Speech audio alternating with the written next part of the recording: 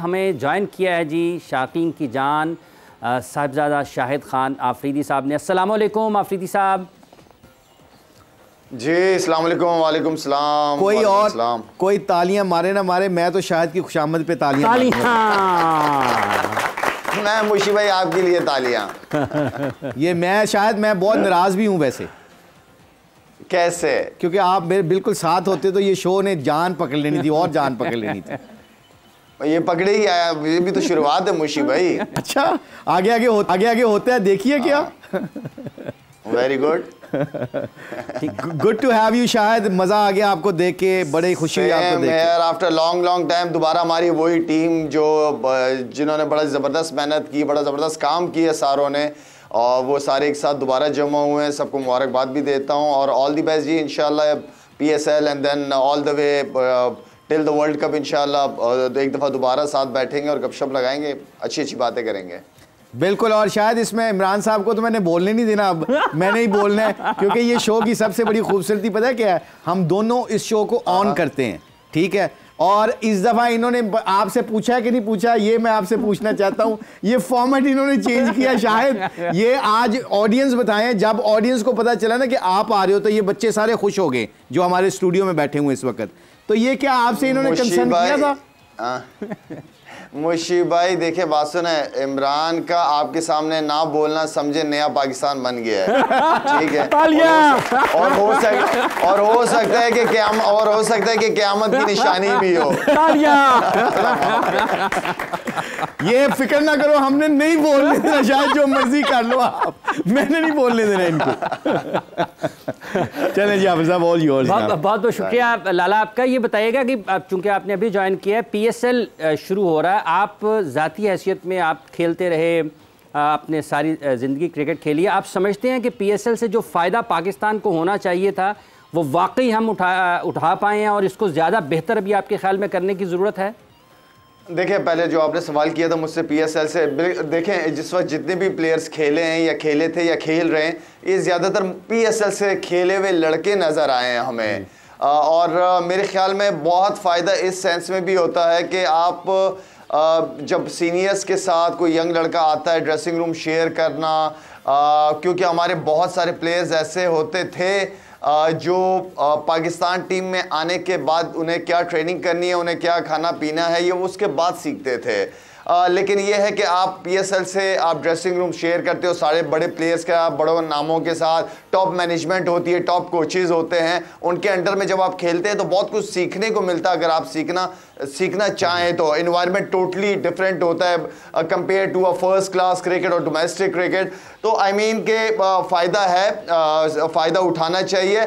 असल चीज़ ये है कि प्लेयर टैलेंट तो मिल जाता है, वो कहते हैं एक नाम तो बन जाता है लेकिन नाम को मेंटेन भी करना होता है। तो टैलेंट तो मिल जाता है, उस टैलेंट को उसकी ग्रूमिंग के ऊपर जो काम होना है, उसकी स्किल्स डेवलपमेंट के ऊपर जो काम होना है, वो सबसे इंपॉर्टेंट है, ताकि एक प्लेयर की जो करियर है वो लंबा चले, ये ना इन आउट ना हो। फिर जब कोई प्लेयर आए अगर टैलेंटेड है तो उस टैलेंट के हिसाब से वो एटलीस्ट 8 साल 10 साल लाजमी पाकिस्तान टीम के लिए खेले। और 8-10 साल जब आप खेलते हो तो बगैर परफॉर्मेंस के तो नहीं खेलते, विद परफॉर्मेंस खेलते हैं आप। हाफिज़ साहब ये देखें, शायद ने जो बात की है ना कि बुलंदी पे पहुंचना कमाल नहीं होता, बुलंदी पे पहुंचना कमाल नहीं होता, बुलंदी पे ठहरना कमाल होता है। उसके लिए स्किल सीखने पड़ते हैं, उसके लिए वर्क एथिक्स का आपको पता होना चाहिए, वो फिलॉसफी, वो आर्ट आना चाहिए कि मुझे 5 विकेटें कैसे लेने का तरीका है, मैंने 100 कैसे करना है, मैंने मैच कैसे जिताना। ये तरीके सीखता है बंदा। वो सीखता कैसे है? इन्वायरमेंट से, ऐसे बंदों के साथ उठना बैठना। मैंने पहले ही बताया ना कि जिस माहौल में बंदा इंसान बैठता है ना वैसे होना शुरू हो जाता है। बड़े प्लेयर के साथ मैच डाल के बैठोगे तो बड़ा हो जाओगे, छोटे प्लेयर के साथ मैच डालोगे तो अपनी परफॉर्मेंस का ग्राफ भी नीचे आना शुरू हो जाता है। सो ये जो शाहिद ने बात की ना, ड्रेसिंग रूम में बड़े बड़े कोचेस के साथ, बड़े बड़े प्लेयर के साथ बैठना, ये सबसे बेहतरीन कोचिंग होती है समटाइम। शाहिद भाई के लिए तालियां। कितने शानदार अंदाज में उन्होंने कहा, और मुश्ती भाई ने उसको बयान किया कि आप एक जगह पर पहुंच जाते हैं बुलंदी पर तो वहाँ पर आपने ठहरना कैसे, स्किल डेवलपमेंट पर काम करने की ज़रूरत है। शाहिद साहब ये बताइएगा कि जैसे पाकिस्तान के मुख्तलिफ शहरों में PSL के मैचेस होने हैं, आपको लगता है कि हमें इस तरफ भी जाना पड़ेगा कि प्लेयर्स को मुनासिब मौका देना है, इस लिहाज से कि जो बड़े शॉट्स की तरफ जाते हैं या जो हाई स्ट्राइक रेट की तरफ जाने के लिए जो उसके साथ खेलने वाले बल्लेबाज होते हैं उनके साथ थोड़ा नरम रवैया भी रखने की ज़रूरत है, क्योंकि अभी मुशीब बता रहे थे कि उनके हिस्से में नाकामियाँ ज़्यादा आएंगी, कामयाबियाँ कम आएंगी। मतलब उनके हर 3 मैचेस के बाद वो परफॉर्म कर सकते हैं या 5 मैचेस के बाद परफॉर्म करेंगे। देखिए, आपको पता होना चाहिए कि मैच विनर है कौन। मैच विनर प्लेयर्स का टीम में होना बहुत इंपॉर्टेंट है। और जिस तरह मुशी भाई कह रहे हैं कि 5 में से 2 जीतवाएगा, हाँ बिल्कुल, वो मैच जैसे खुशदिल की बात की है, मैं समझता हूँ कि खुशदिल इस वक्त पाकिस्तान में मेरे ख्याल में 5वें या 6ठे नंबर का T20 के अंदर बड़ा अच्छा प्लेयर है। वो आपको मैचेस जितवा सकता है, साथ में यूटिलिटी, वो बॉलर है, फील्डर बहुत अच्छा है। मुल्तान सुल्तान ने उसको बड़े ज़बरदस्त तरीके से यूज़ किया है, बैटिंग भी करता था, साथ में आके जब उसने ओवर किए मैंने तो उसको हमेशा विकेट लेते हुए देखा है। तो आई मीन हमें मैच विनर्स चाहिए इस तरह के।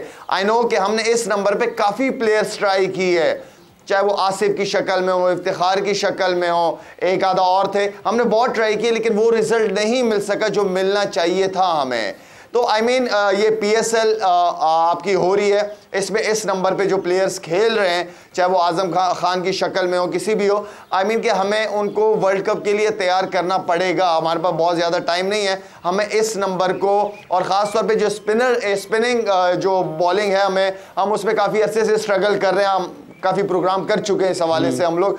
वो स्पिनर जिसकी जो हमारी स्ट्रेंथ रही हमेशा, मेरे साथ जैसे, अच्छा नहीं लगता अपनी एग्जांपल देना खैर, लेकिन मेरे साथ जैसे सईद अजमल होता था या मेरे साथ मोहम्मद हफीज़, ये 3 लड़कों का जो हमारा कॉम्बिनेशन था, हम दुनिया की टॉप बैटिंग के खिलाफ बड़ी ज़बरदस्त परफॉर्मेंसेस करते थे। स्पिनर्स का रोल, कहने का मतलब ये कि बहुत इंपॉर्टेंट है। हमें मिडिल ऑर्डर बैट्समैन 5वें 6ठे नंबर का और स्पिनर्स, क्वालिटी स्पिनर्स चाहिए होंगे वर्ल्ड कप को अगर खेलना है तो। ठीक भाई कि हमें अपने मैच विनर्स की शनाख्त होनी चाहिए, हमें होना चाहिए, जो शाहिद भाई ने कहा कि उसकी शनाख्त हमें होनी चाहिए, एक ही। और दूसरा, खिलाड़ी PSL में बहुत अच्छा खेल रहा है, फर्स्ट क्लास क्रिकेट में बहुत अच्छा खेलेगा, लेकिन पाकिस्तान की टीम में जाने के बाद वो कारकर्दगी का मायार बुलंद होने की बजाय नीचे की तरफ आ जाता है। एनवायरनमेंट, हाफिज साहब, एनवायरनमेंट, कोचेस का, मैनेजमेंट का रोल बहुत आ जाता है इंटरनेशनल लेवल के ऊपर। आपने प्लेयरों के माइंडसेट से, आपने उनके शोल्डर से प्रेशर को ऑफ करना होता है। मैं मिसाल देता हूं, कई दफ़ा जब हम खेला करते थे, हमारे सीनियर प्लेयर, हमारे कोचेस कई दफ़ा कहते थे एक्सपेक्टेशन को पूरे परे करो, आप अपने प्रोसेस में रहो।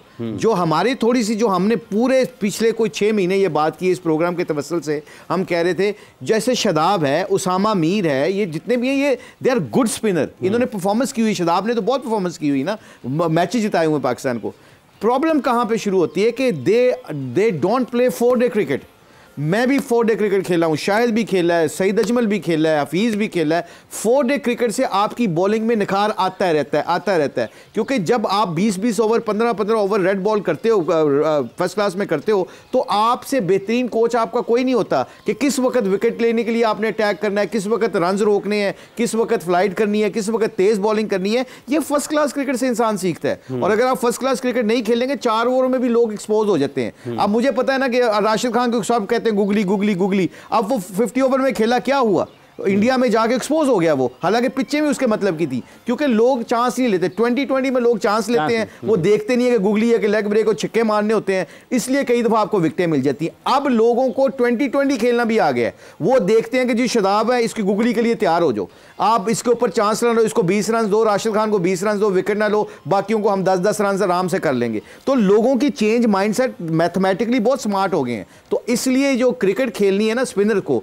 जैसे शाहिद ने कहा, हमें स्पिनर तैयार करने के लिए फर्स्ट क्लास क्रिकेट में डालना पड़ेगा और अच्छे कोचेस के साथ काम करवाना पड़ेगा। उसकी रीज़न पता है क्या है, कि ताकि एक्शंस के ऊपर काम हो सके, उनकी प्रैक्टिस अच्छी हो जाए, उनका माइंडसेट हो जाए, और फिर उसको ऊपर फर्स्ट क्लास क्रिकेट में जाके परफॉर्मेंस करें। ठीक है शाहिद साहब, ये जो मैच विनर्स की शनाख्त की बात हुई है, पाकिस्तान क्रिकेट बोर्ड ने हारिस रऊफ का सेंट्रल कॉन्ट्रैक्ट भी मनसूख किया है, उसको सेंट्रल कॉन्ट्रैक्ट उसका ख़त्म कर दिया है। आप समझते हैं ये इस वक्त में ये पाकिस्तान उस टीम के लिए जहाँ पर वो खेल रहे हैं, और मजमूई तौर पर इससे कुछ नुकसान हो सकता है, या खिलाड़ियों के ज़हनों पर कहीं ना कहीं और भी खदशात इससे पैदा हो सकते हैं? देखें, हारिस रऊफ जो है वो मेरे बिल्कुल छोटे भाइयों की तरह, मैं पर्सनली उसको एज ए क्रिकेटर के साथ एज ए इंसान मैं बहुत अच्छा उसको रेट करता हूँ। बड़ा अल्लाह ने उसको बड़ा प्यारा दिल दिया है, बच्चा है अपना। अब बात यह है कि देखें, आपको हमेशा एग्जाम्पल्स बनानी पड़ती है दूसरों के लिए। मैं टेस्ट मैच से मना कर रहा हूं कि मैं टेस्ट मैच नहीं खेलूंगा, मैं फिट नहीं हूं या जो भी रीजन है, एंड देन फिर मैं वहीं जाके बिग बैश भी खेल रहा हूं, तो ये तो गलत तरीका है। इस पे तो मुझे हारिस रऊफ जब मुलाकात हुई थी मेरी ऑस्ट्रेलिया में, मैंने उसको ऑनेस्टली डांटा था, मना किया था कि ये कौन सा तरीका कि आप पाकिस्तान को मना कर रहे हो और बिग बैश खेलने जा रहे हो। मैंने कहा ये तरीका तो ठीक नहीं है। तो कहने का मतलब ये है कि जो क्रिकेट बोर्ड ने डिसीजन लिया है, बहुत अच्छा डिसीजन लिया है। ये दूसरों के लिए एग्जाम्पल सेट होनी चाहिए और करनी चाहिए।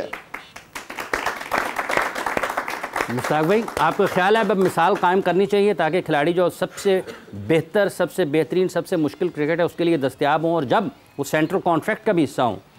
आप देखें, मैंने सेंट्रल कॉन्ट्रैक्ट का साइन किया तो मैं अब एलिजिबल हूं कि उस ऑर्गेनाइजेशन की बात मानने पे, क्योंकि मैंने साइन किया कॉन्ट्रैक्ट, फिर मेरी चॉइस खत्म हो जाती है। अब यहां ट्रेंट बोल्ट की एग्जांपल ले लें, न्यूजीलैंड के फास्ट बॉलर हैं, उन्होंने सेंट्रल कॉन्ट्रैक्ट को साइन नहीं किया। उन्होंने कहा, न्यूजीलैंड वालों को कहा कि जब मेरी जरूरत होगी तो मैं हाजिर हूं, अगर आपको मेरी जरूरत नहीं है तो आप नए लड़कों को तैयार करें। मेरा ख्याल मैं अब सेंट्रल कॉन्ट्रैक्ट को नहीं करना चाहता क्योंकि मेरे 2-3 साल रह गए क्रिकेट में, मैं पैसे कमाना चाहता हूं। मैं अब लीगों पे प्रेफरेंस दूंगा। मेरे साथ ये अभी T10 में था ना, तो मेरे खुल के बात हुई है और उसने कम्युनिकेशन की है।